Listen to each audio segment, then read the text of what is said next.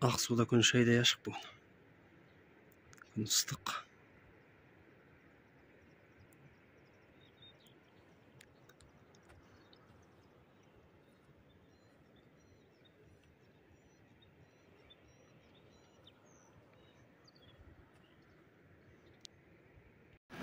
Арасанның негізгі аумағы осы. Осы жерден басталады. Мына жерде міне ванналар бар. Жаңағы алтын күміс дейді. Басқа да түрлі сынап дейді, сондай. Бұлаулар ғой, енді соған жатып адамдар ем алады. Бәрі жердің астынан қайнап шығып жатқан ыстық сулар ғой. Осының ішінде бәрі.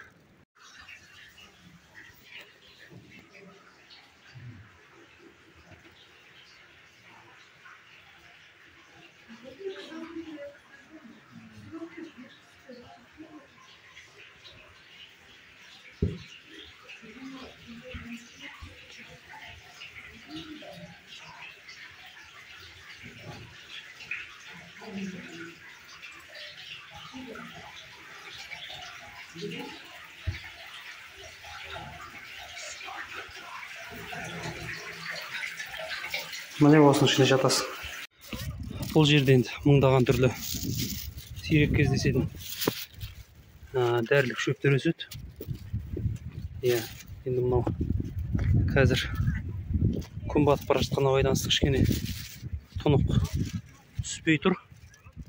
Шын мәнінде алуан түрлі өте көп шөптер өседі, басқа жерде өспейтін. Алтай тауының өзінде ғана өсетін шөптер ғой енді. Соның ішінде ерекше көрсетейін дегенім мынау Алтай тауының жаңағы несі, сарымсағы. Мына алдарыңызда тұрған міне Алтай тауының сарымсағы. Бұлар енді басқа ешқайда өсе бермейтін қызыл кітапқа енген дүние екен.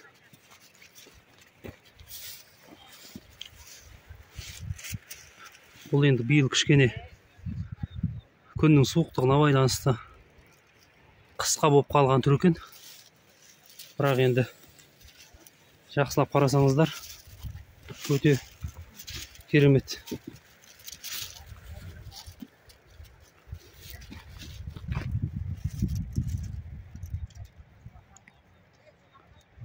Бұл енді Алтай тауының сарымсағы.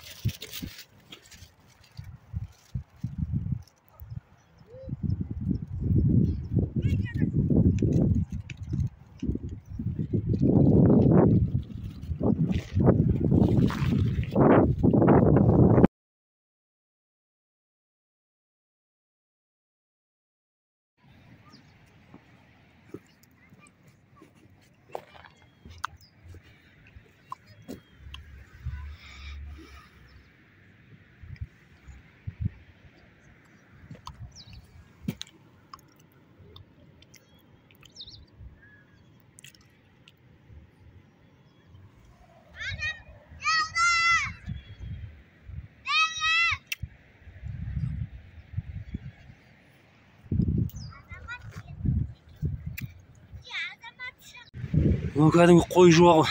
Қандай биік өскен, е? Басындағы бүрдерін қара.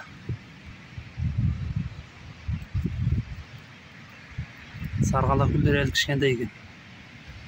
Бірақ қой жуағы үлкен екен.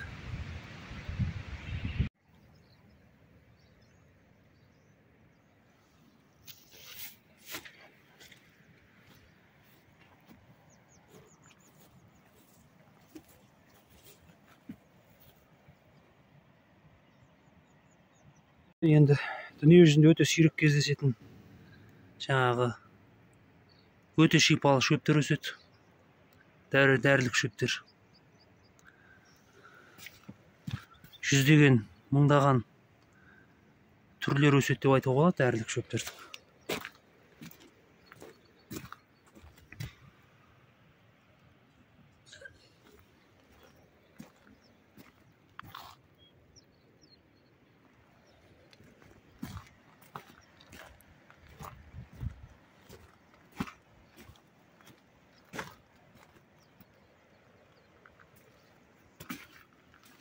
Бірақ енді бұл жерде шөп жұлуға, шөпті сындыруға болмайды.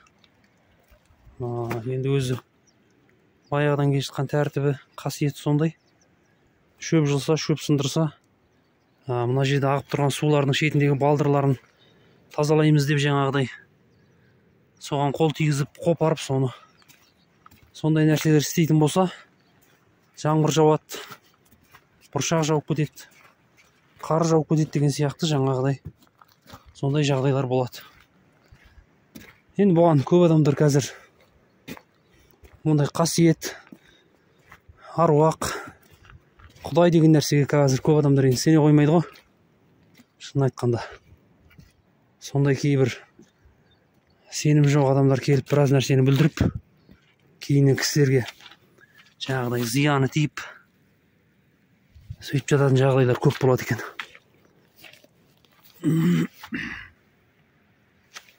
Мынау мұрынның бұлағы, мұрынға арналған. Мынау оң жақ мұрындікі, мынау сол жақ мұрынның бұлағы. Біреуі салқын, біреуі ыстық, жылы. Мына таста мұрын деп қызыл сырмен жазылып тұр міне. Просто өшіп қалған бұрынғы жазған. Бірінші рет мұрынға тартқан кезде мұрын бастың іші бәрі жарылып кетеді деп ашып ауырады. Одан кейін приятно болады. Өзінің бір әдемі иісі бар. Бұл енді гайморит болсын жаңағы. Мұрынның да неше түрлі тыныс жолдарының аурулары бар ғой. Соның бәрінің емі. Міне осындай жағдай. Барлықтарыңызға ем болсын. Бұл жерде енді мынандай адресі жоқ. Бастаулар көп. Өйткені бұрынғы үлкен кісілер жоқ. Қазақстанға көшіп кеткен ақсақалдардың бәрі қайтыс болған. Сондықтан жаңағы 92 жылдардың басында, 90 жылдардың үкімет құлап быт-шыт болып жатқан кезде бұл жерде аңшылар, неше түрлі бір бұзықтар, қаңғыбастар келіп, мынаның тастарын сындырып, кейбір тастардың үстіне өздерінің аттарын жазып тастаған жаңағыдай. Балғамен ұрып, немесе сырмен, сырлап, краскамен. Содан көп нәрселер өшіп қалған. Мына жерде де бір бұлақ тұр. Басында жазуы бар. Бірақ оның жазуын біз бәріміз жабылып оқи алмадық осы келген кісілердің бәрі. Сол сияқты мына жақта да сондай тастар көп. Ешкім оқи алмайды жазуларын. Өшіп кеткен жаңағыдай. Сондай бір қасиетті жер енді бұл. Қазақтың жаңағы ежелгі ата қонысы Алтайдың, қасиетті Алтайдың қобда беті деп қояды бұл жақты. Алтайдың бір беті енді бұл. Міне судың дауысын естіп отырсыздар ғой. Айқайлап жатқан. Осындай жағдай. Мынау анемияға шетін бұлақ, қанның азаюы, анемия дейді. Енді бұның суын ішкен кезде мына судан бір тура қанның дәмі сияқты дәм шығып тұрады, жылымшы. Бірақ су ыстық емес, суық емес, әп-әдемі дәмі сондай. Приятно енді ішкенге. Мынау бүйректің бұлағы, бүйректің бастауы, міне астында су ағып жатыр. Біреуі жылы, біреуі жаңағыдай суық. Екіншісі мына жерде, мына екі тастың үстінде, ортасында міне қызыл мен бүйрек деп жазылып тұр таста. Кішкене өшіп қалған міне, бүйрек деп жазылып тұр мына. Қасына келіп оқысаңыз көресіз. Осы екеуі енді бүйректің суы. Осыны келіп бүйрек ауырған кісілер ішеді. Енді бұл ақсу жеген жерге келіп жазылмай қалыпты деген кісіні мен осы жасқа келгенше естіген.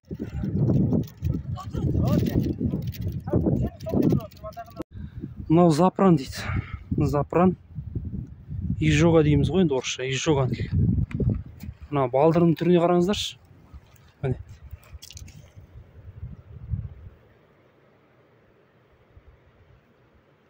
Балдырдың түріне қарап, бұның изжоганың екенін білуге болады. Дейді. Міне бұлағы осы жерден кеп асқазаны қыжыл болған жаңағыдай. Сондай кісілер ішеді. Жерде енді іш ауруларының барлық түріне. Міне іш деп тұр. Живот деп тұр орысша. Мына таста да міне іш деп жазылып тұр. Ара суы мынау міне. Қарасаны осы бұлағы. Енді өзіңіз қарасаңыздар, мынаның балдырын көрдіңіздер ме міне?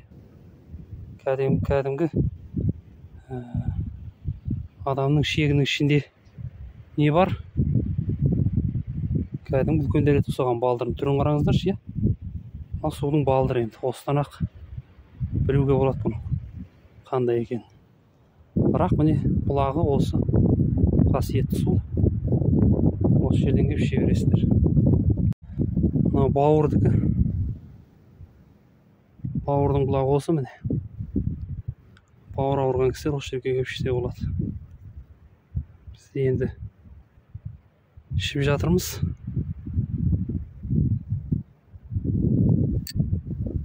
Енді өт ауруының бұлағы. Осыдан ішеді өт ауырған кісілер. Бұның енді ішкен кезде суының бір өттің дәмі сияқты бір жылымшы дәмі бар. Онша суық емес, жылы емес, сондай жақсы су. Мұнда енді тері аурулар, экзема, бөрткен, тағы бір нәрселер енді жазып қойған.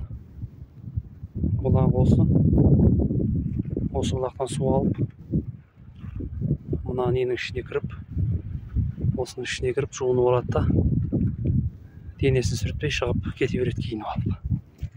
Міне. Ағаштан жасап қойған душевой кабинасы бар. Осы душ кабинаның ішіне кіріп, осылай пайдаланып жуынады.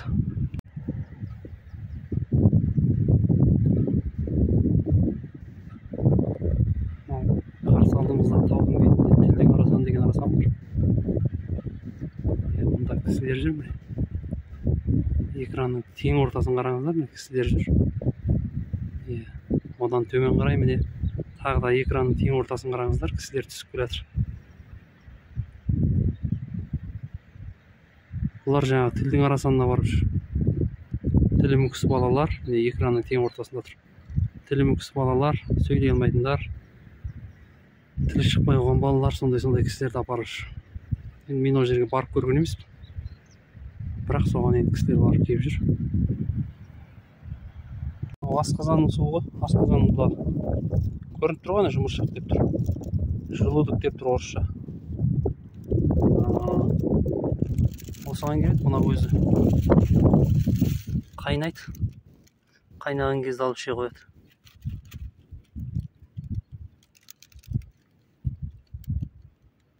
Қазір бұрқ етіп қайнайды.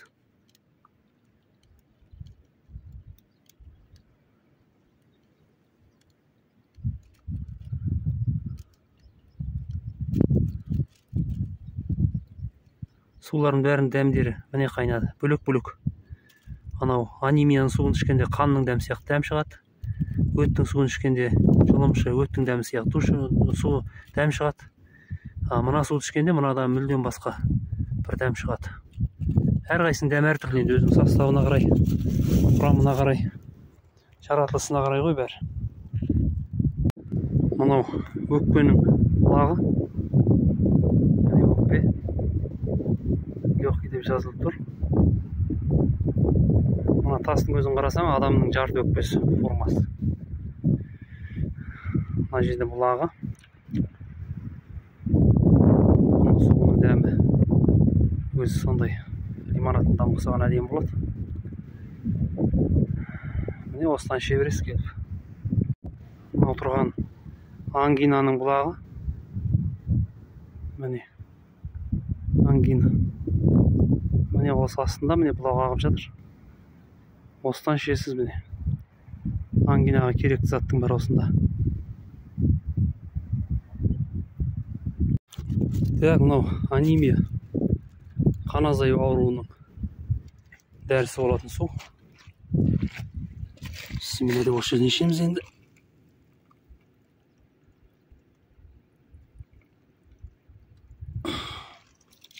Шамалы тұнық болмай қалды. Қазір мына жерден көреміз.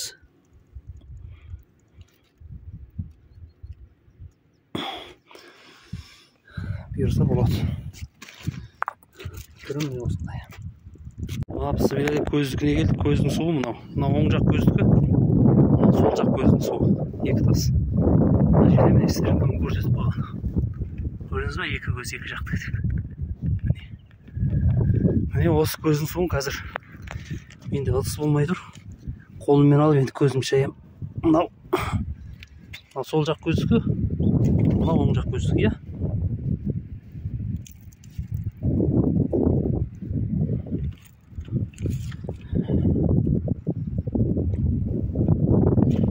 Шештен шайы көрер негізі.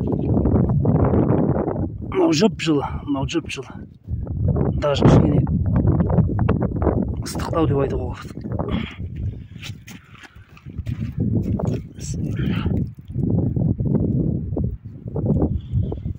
Міне көздікі осы. Көз ауырған кісілер осы жерге емделеді. Мынау мұрындікі. Мұрынның бұлағы. Мынау мұрынның сол жағыныкі. Мынау мұрынның оң жағыныкі. Мынау үстіндегі мұрынның формасындағы тас. Алыстан қарасаңыз. Міне осындай жағдай. Гайморитпен ауыратындар, басқа да мұрында тыныс алу жолында кемістігі бар кісілер осыған келіп мына жерден суды алады да мұрнын шаяды. Мынау оң жақ мұрындікі. Бисмилла, қазір көрейік. Ыдыс жоқ, ысқа құйып алу керек негізі.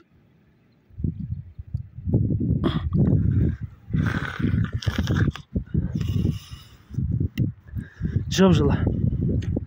Даже ыстық деп айтуға болады кішкене. Мынау сол жақтікі. Бұл да жылы. Бұл анадан гөрі жылы.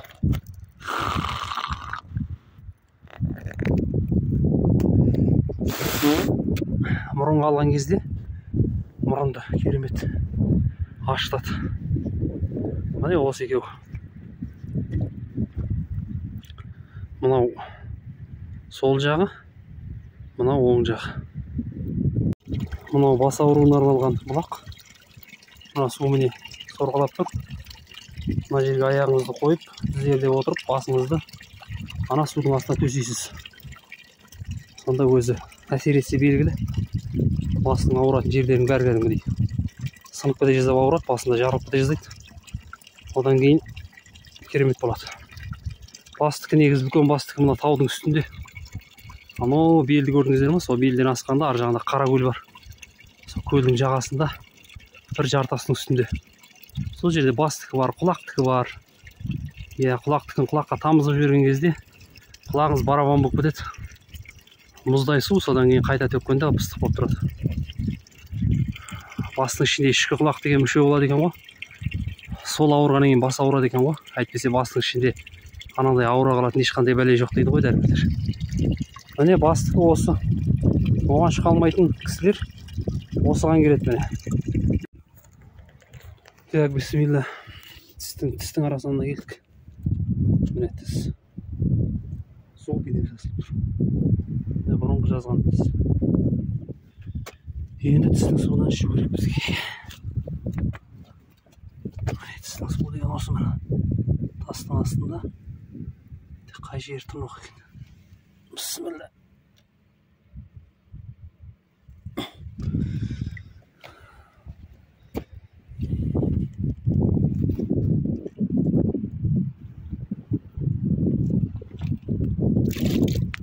Тіс шайған кезде тістің сыртын бір эмальмен қаптап жүрген сияқты әсер береді.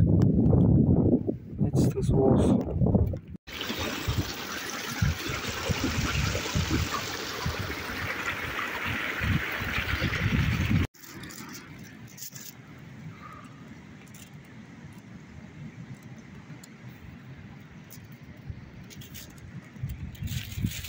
Ал мен Ақсудың ұшығына келдім. Қайқай шығып барадым.